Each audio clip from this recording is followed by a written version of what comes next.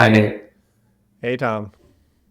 This is a quiet week for us and for the world, but I am excited for season 3 of The NAIRR, which premieres tonight. And for our listeners out there, if you don't already watch this show, you should. I think it's a more interesting take on starting a small business, and more specifically a startup, than Silicon Valley and a lot of other kind of shows like that, even though it's technically about restaurants. Also, it's set in Chicago, and I'm a fan of that city. Culture Corner is being brought to the front of this episode of The Retort. That's, this is what happens when all the releases are delayed until the fall that we were getting excited about. But it gives the world more time to kind of catch up on what is the right model to think about AI, which, if the reaction to California SB 1047 is anything, is that most of the people, or a lot of people that I talk to and have respect for, think that we just need more time to understand AI before we should really be writing specific policy about it. Just because it'll kind of shift the political economy of how systems function if we write legislation too early. So I think that's part of the idea of this episode, is to kind of talk about a way that AI can be viewed. And maybe I'll ask Tom, I'll start asking probing questions like, what do we need more about in order to make this worldview a reality? So do you want to introduce this? I know we've talked about this previously multiple times offline, so it's not too new to me. But how do you think we should kind of view nurturing the right AI ecosystem in this country? It's a big question. We've certainly scoped this a little bit in our previous episodes. I have a few thoughts on this. One dimension that I'm pushing very hard for now, and beginning to speak about more and more publicly, I do have a couple papers on this, is reinterpreting AI, and even more specifically AI alignment, how it is to get AI either to learn human values or just cooperate with them safely. Thinking about that through the lens of public health is something that needs to happen. I actually think it's not just a self-elect to alignment. I think it's actually probably a cornerstone of it. What I mean by that is, and it's actually quite simple to do it, you stop thinking about just narrowly, how is it that I can align an AI with a single user? And you start thinking instead at the level of the population. Could be populations of users, could be populations of third parties, people who are indirectly impacted, could be international, could be, it's really just whoever Is this is specific to AI, impacted. or is this about how all of technology should really be viewed? There's kind of a few questions in there, which is like, has AI made it so that this type of view is needed more differently than tech? Like, is AI becoming all of tech and like interfused with all of tech? Or is what is specific about AI that needs this kind of group dynamic understanding? I believe what's specific about AI, although this is what's eating up all of tech now, is the data-driven aspect of it combined with the ability to induce feedback Yeah. at scale. That's what it is. Now to be clear, I do think that is specific to AI. When you think about, you know, what tech was in the 80s or the 90s, even with the World Wide Web, I'm not sure it had that same degree of rapidly induced feedback between people and systems that we see now. Now that's just the part for the course. And actually, it's not just what we are used to, it's actually necessary in order for AI to operate I, functionally. so there's some interesting context that might actually spur this to go a bit deeper. Have you? I mean, you know who Scale AI, as most of our audience does. Are you like, they recently raised a Series F for like $1 billion of funding? And the title for the round, and Alex Wong, the CEO, is very sharp. We had some comments offline about young people like ourselves not being fully developed. At least like myself, I haven't cleared the 30 years of development mark. I think I'm older than Alex Wong, but essentially he's doing a media tour where he's trying to sell the business model of a data foundry for AI. And I could pull up a quote from I'm gonna write about this. I think Scale is one of the companies I think I have the best insight into just from being in this, just because of like a tech analysis space. It's really interesting. But there's a recent information piece which we can link to, which is paywalled. But there's this quote in it, which is that the company is trying to create a camaraderie along its temporary workforce by applying contractors to writing workshops of sorts for AI companies.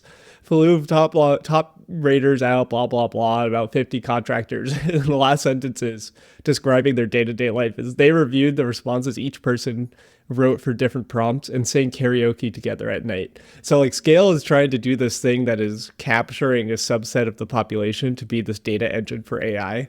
And I think this like in-group, out-group of like the in-group is these companies that are trying to capture this is primarily like educated American people. It's like the long tail of academics that are like can't find a job. The Scale's like we'll pay you a good hourly rate to write answers for AI, and that type of thing where they're trying to like aggregate a certain type of people, and they do it through third parties. They don't do it through the Scale brand. Like the Scale brand is the brand that sells, and these other subsidiaries are the ones that collect the data, kind of like product marketing companies where they all have subsidiaries that do surveys and then they sell the marketing data as another thing. So there's this whole economy building, and Scale is trying to pioneer it, which I think has nice mirrors into what you're trying to say. So this is like the reality of where things are heading. And if we don't do this, Scale is going to have a bunch of subsidiaries that handle different groups and are kind of like feeding this data in. And I'm guessing this model is more than just what the inputs are, but also like how the systems interact. Yeah, I think the difference there is that for me in the public health frame really locks in when we're talking about feedback and not just inputs. So again, the historical analogies are rich, like beyond AI. Public health sort of starts when planners, scientists, policymakers start to realize that the kind of rapid spread of cholera across European cities in the 19th century is not natural. It's a product of decisions made about infrastructure, and also it's preventable. And in principle, there could be a science for that. Now we take this for granted. We have epidemiology, we have germ theory, we have all these different tools at the disposal to mitigate those types of risks. But really, it was a feedback story. It was a story about literally the water supply, the way in which cities grew overnight, basically, to accommodate millions of people, but potable water did not scale in the same way. There was water, but it was, fetid and ridden with all sorts of bacteria or other sorts of things. And they needed to create infrastructure, feedback infrastructure, to monitor and assess and mitigate. And that's what we call sanitation, basically. Sanitation systems were the kind of like the content recommenders or annotators of the time. It was a filtration device at the city level to make it so that populations of people did not just die as fast as the city grew. And it was transformative. We don't have yet something like that exactly in Shoulder for AI, but it's a purpose because I think it was, as of this recording, 9 days ago, Wednesday or Monday before last, the Surgeon General on Monday came out with a guideline articulating, at least in his view, the burden should be on social media companies to demonstrate, to prove basically that their platforms do not cause mental health to decline or erode amongst their user bases. So rather, it really shifted the debate, or that was this effort, right? Was instead of making it so that you make parents responsible for policing how often their kids are or are not allowed to use social media, instead you make it the burden of the company to demonstrate here's the amount of time or the amount of engagement that is acceptable before, basically our products are hazardous to the health of kids. How do you shift responsibility to the AI companies? I think a lot of what we're seeing is that the responsibility is going to be shifted to whoever's like serving the model. I think like ChatGPT will have some responsibility, but also most of this content will end up on messaging platforms and like Facebook and Twitter. if it's like disinformation or anything. So like, how do they shift the responsibility back from these web platforms to the provider? I don't know if I see that as being possible. Like I think these companies that like aggregate content in the end of the day are gonna aggregate more of their responsibility as well. So again, I think part of this is a shift in frame. There's a few shifts in frame here. There's moving from the individual to the population. There's also moving from just a narrow understanding of what are the inputs and what are the outputs to what are the feedback loops that are being induced that are made possible by this platform. So there are legal strictures in place, famously like Section 230 is the standout here that says that social media companies are not publishers, that they're platforms. And what that means is that they're not responsible for the content that is put on them. Right. Now, I do think there are problems with Section 230. I'm not the only one who thinks that. But what's really more important than that is those companies are responsible for how content is aggregated and distributed and dispersed or not to different populations of people. That's literally what they're responsible for. You can even argue that's most of what they do. It's not create content, but control who and how it is you interact and engage with it. And we certainly don't have laws. We don't even really have the science in place to understand what that means, what the mechanisms are causally between the ability to do that and the particular effects on different types of people. We have strong circumstantial evidence that there are effects, but in my view, and in the view of many of the scholars, it remains mainly circumstantial, worthy of investigation, but difficult to verify, at least at the level of design choices. Can I give an actual AI example and see if this fits?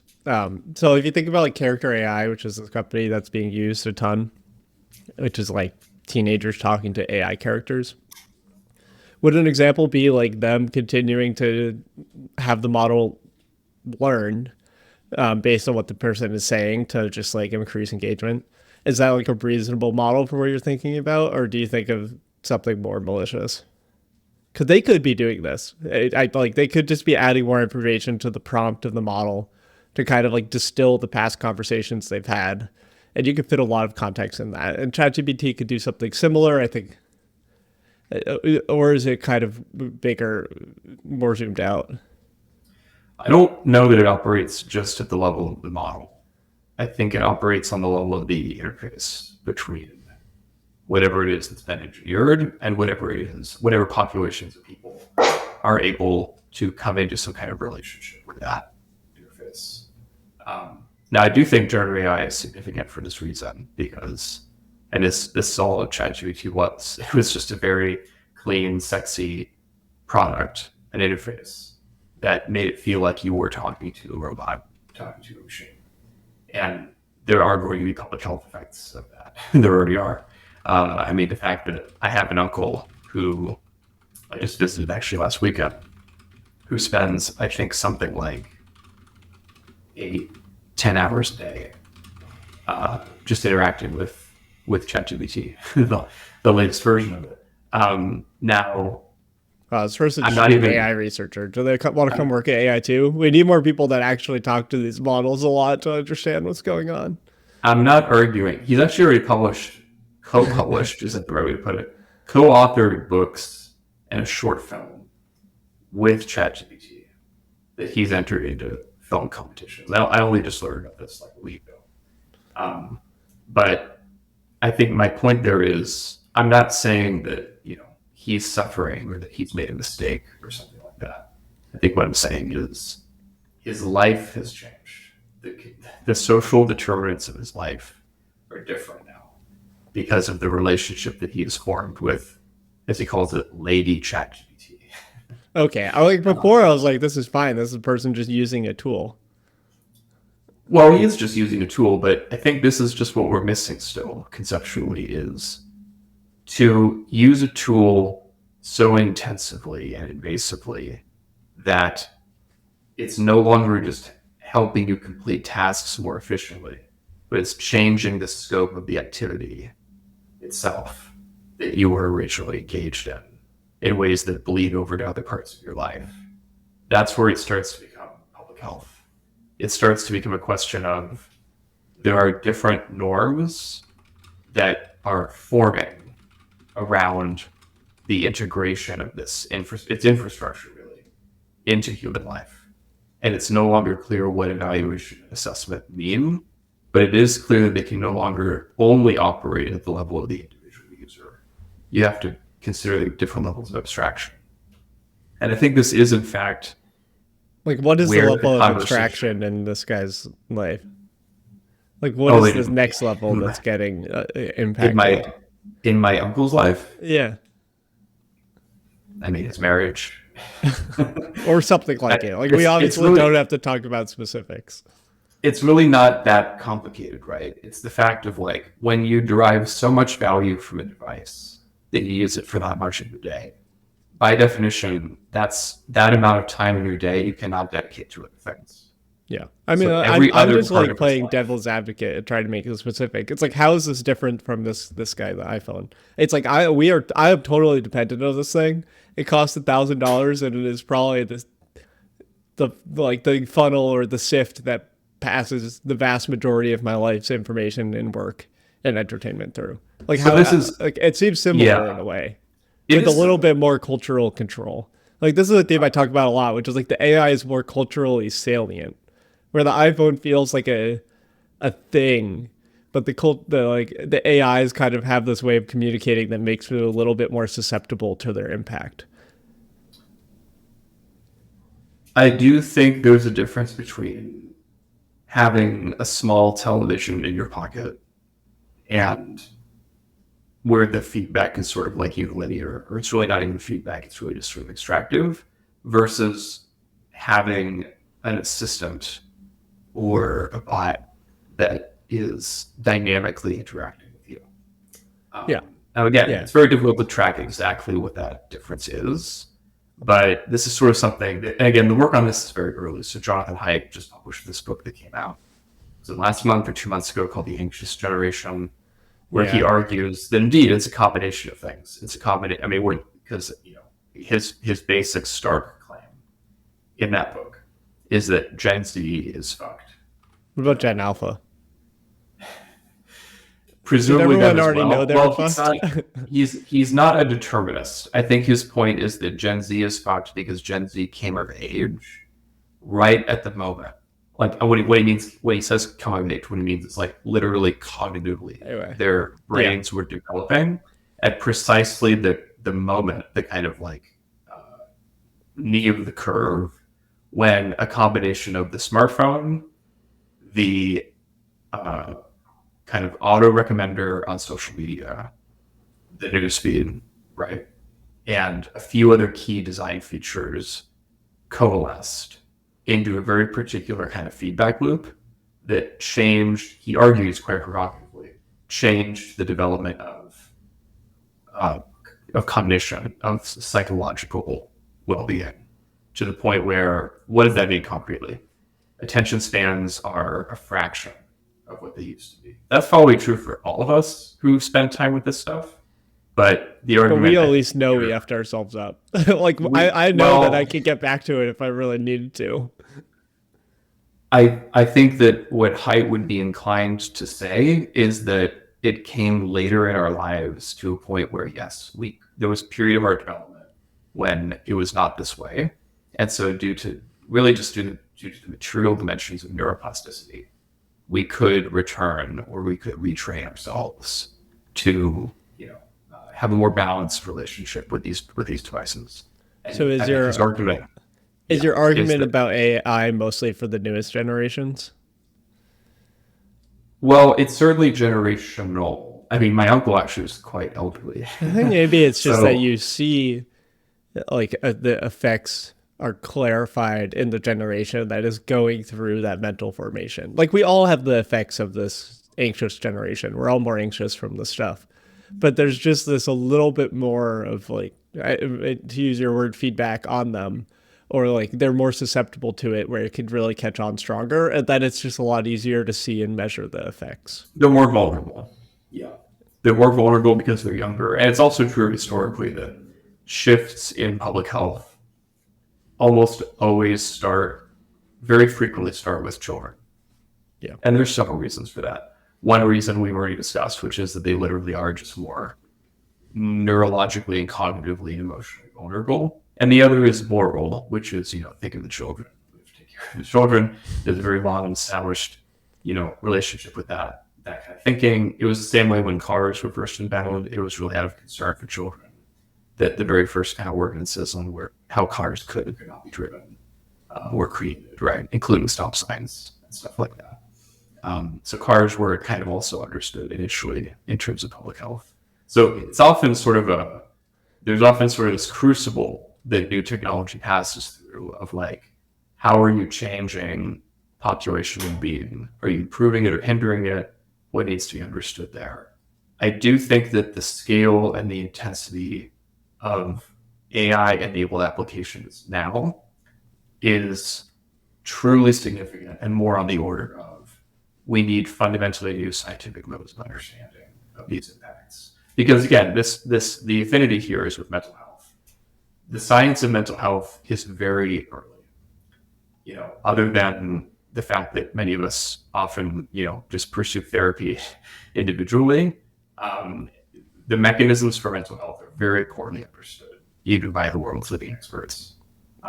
Whether we're talking psychoanalysis, whether we're talking, other domains of trying to understand why it is people get depressed or why is it they stop being depressed.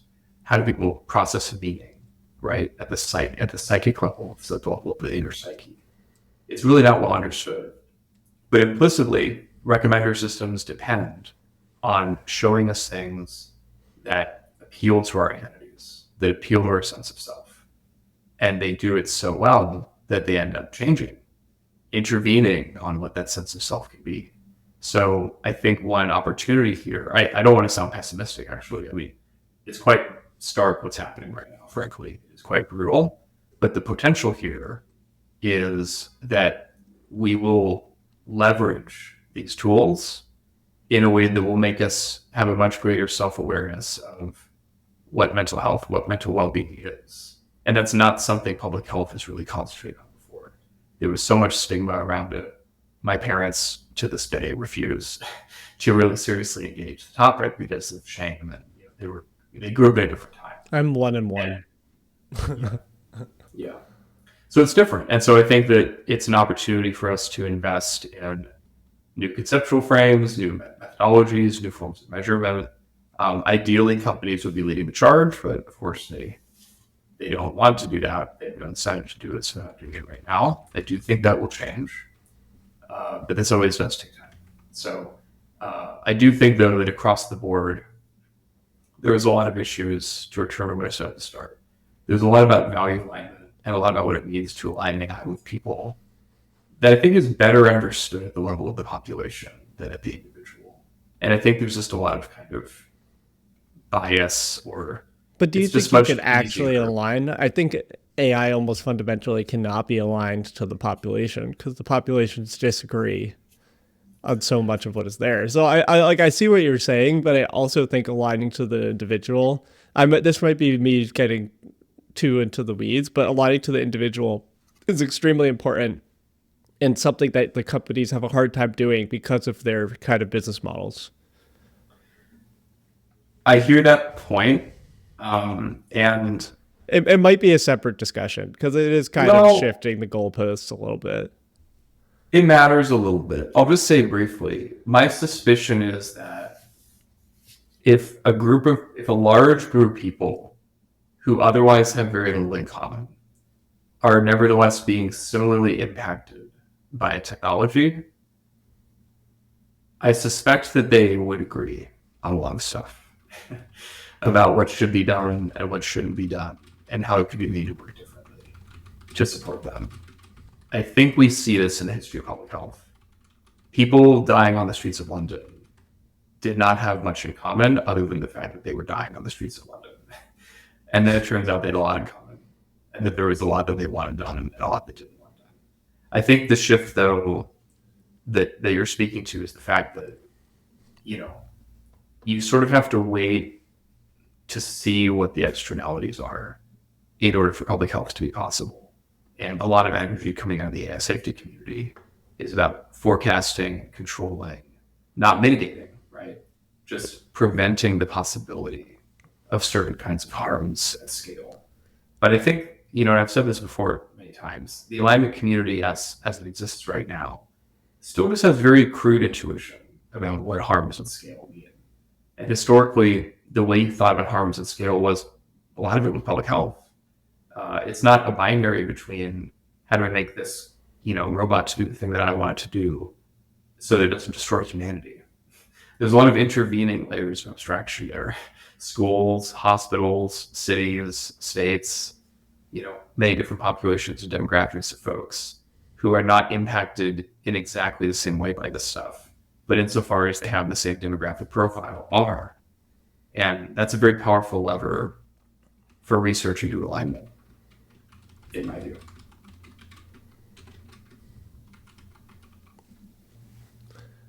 Yeah, I think I mostly just want to figure out how to make it more specific. I think it's obvious that the power structures are threatened by AI, not just tech. I think we've had this previous conversation about this like role of DC and New York in addition to the Valley as power centers for AI. But all of these things view AI as something. So they all have different forms of political economy that already the wheels are turning. So it's like, is this like, in which way can we do this that actually fits in with what is likely to happen?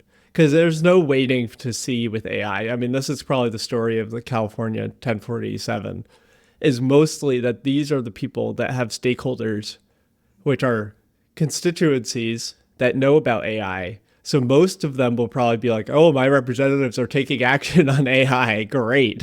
Like, they don't know anything. And then this has all these downstream effects about how power is used and stuff. But like, where does this fit in? Like, it almost feels like with the social media stuff that it'll just come in a decade and everyone will be like, oh shit, we missed the boat. It's like, how do we do it sooner? Well, I'm taking an active stance myself. I mean, I think if we all are aware of problems as they're happening, there is a moral imperative to do what you can if you actually care. We did have that conversation about power, the different kinds of power that define the Bay Area, New York, and DC, I guess. It's also important to understand that power is not, what's the word? It's not something that just emanates from certain places and hits other people, right? Power circulates, right? Those places only have power because millions of people in every other part of the country act as if those places have power. There is already a kind of feedback loop there. If people stopped believing that or acting like that, then they lose any semblance of power, because the ability to control what people believe or what people think is reasonable is the whole basis for why there are those hotspots, why there is that tripod of seeming control. And every historical revolution that's happened has happened because, whether it's 18th century France, people stopped believing the Versailles had any legitimate claim on power. And indeed, things changed. And there's many other examples of this, across history, the Russian Revolution, what have you. I think that it is the case that elites right now, technocrats, are massively out of touch with the concerns and the feelings of most other people. So for me, public health is not a complete language, but an important way to address that gap, which I otherwise don't really see being seriously addressed, because we're so busy. We tend to be so busy in the rat race or the latest model or the latest bill or whatever it is, that we forget that game can only really be played because people act like it matters.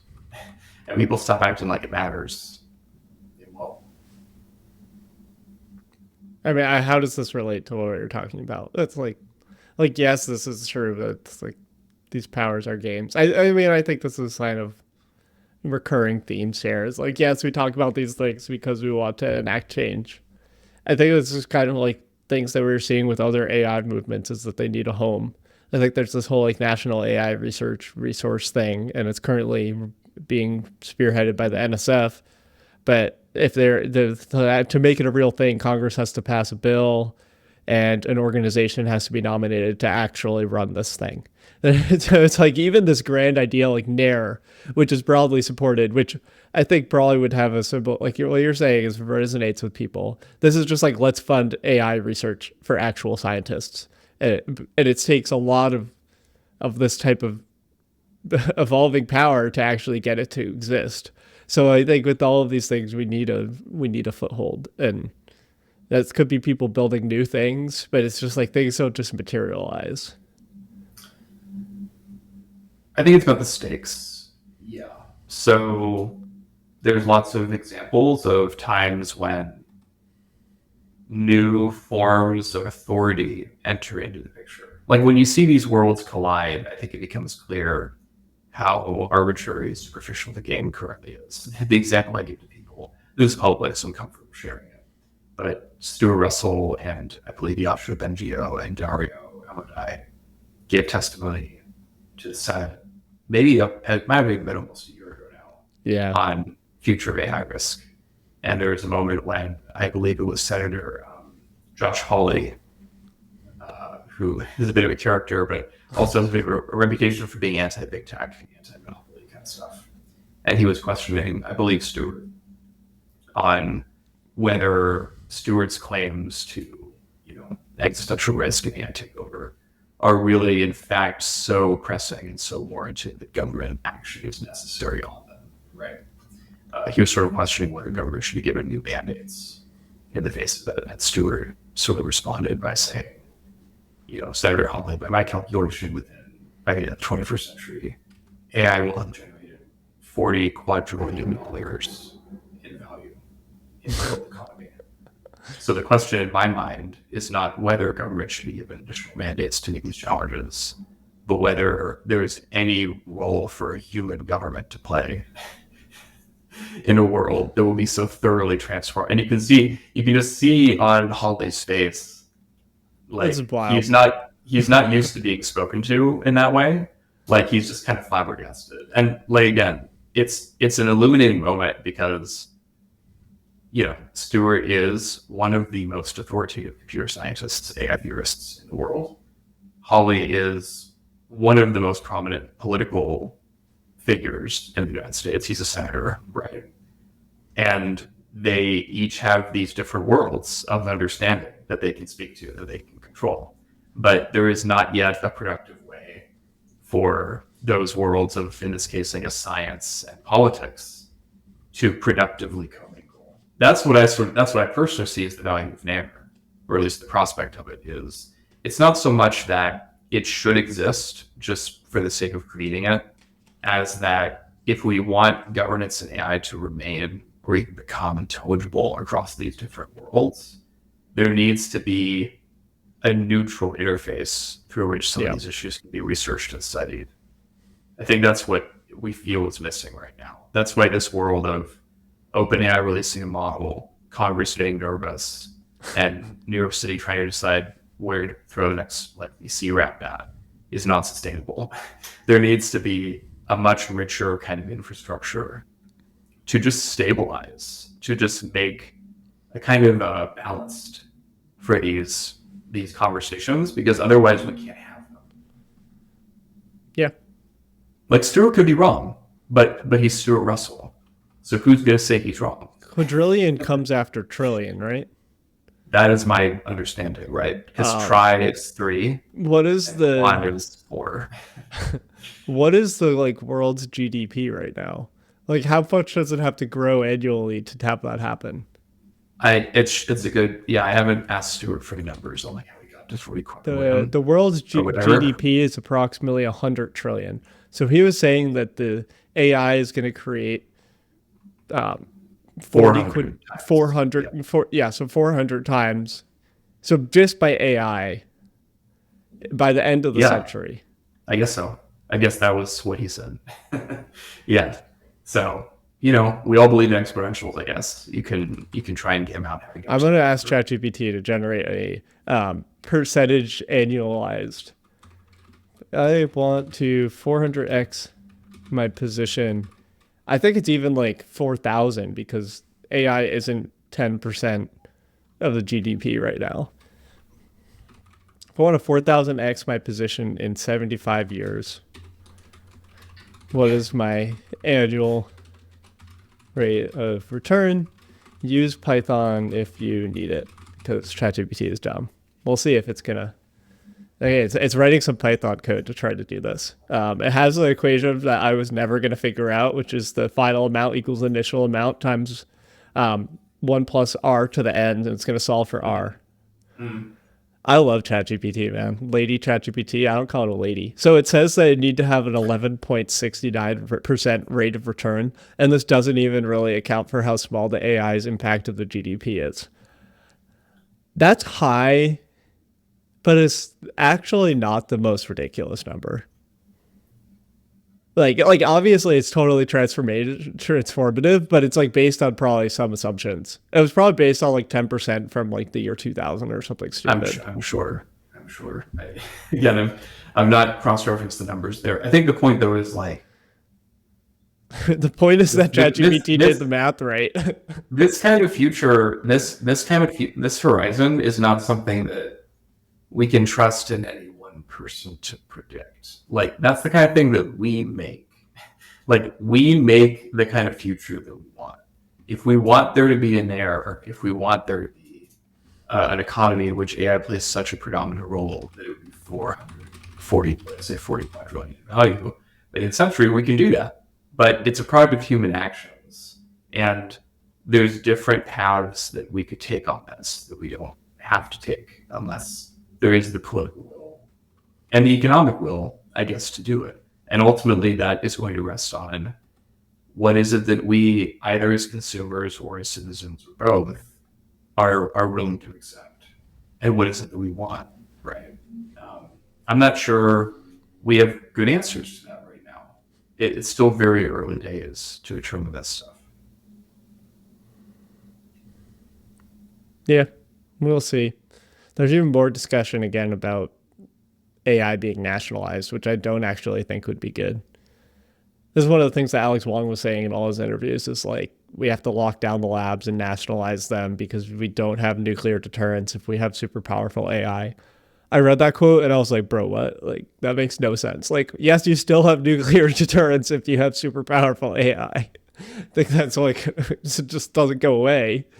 But that's just hard to combat these people that say these really scary things, because that's the sort of thing that'll like get attention of some like hawk government. Well, this is the other side of it, right? Is that the only way we can have any kind of productive decision about what is to be done is if we get past these binaries of total hype and total fear, right? But so far, even the best prognosticators or most authoritative voices have every reason to just double down either hype or fear in order to attract investment or otherwise control discourse. This is why we need more robust infrastructure. We need better imaginaries around what we want the futures of these technologies to look like. So what's he really saying there? What he's really saying there is national security is at stake, and security is an unresolved issue right now in what is being built. That's all he's really kind of saying, right? This is sort of, it's actually, even what he said sounds more sophisticated than, what was it, Bukowski's point about firebombing or conducting airstrikes on data centers, right? It's the same idea of like firebombing is not the right word, but it's a good throwback for the sentence. We either need to destroy it or we need to nationalize it. I'm going to go ahead and take a conservative stab that there's dozens of other things we could do with that infrastructure if we want to, right? We don't need to let the reptilian brain guide our deliberation about these conversations. It's almost as if the smarter AI gets, the more reptilian our own thinking about it becomes, which I find very odd. It's like as our frontal lobes get automated, all we have left to do is the limbic system, which is like fight or flight and this kind of stuff. I really don't see any, like, yeah, it's very hard for me to see like the people who are building the next generation of these technologies could not even build a better mousetrap with them if they wanted to. Like if you apply a lot of neural nets, if you apply like large language models in healthcare setting, they just don't work well because the standards of what constitutes good medical care, like the amount of accuracy you would need, the amount of assurances, the fiduciary nature of medical care is just one that cannot be met by these architectures, even if they were 10 times bigger than they are now. And so I find a lot of these scalar predictions and anxieties just deeply ignorant of the domain-specific nature of human values and concerns. That's the other value of public health, is that populations matter for particular applications and domains. And that's a powerful hook into reality that you don't often see in the alignment literature. Yeah. Yeah. I think it's a good recap of a lot of our kind of views. Trying to be grounded somewhat in reality, but it's hard to predict.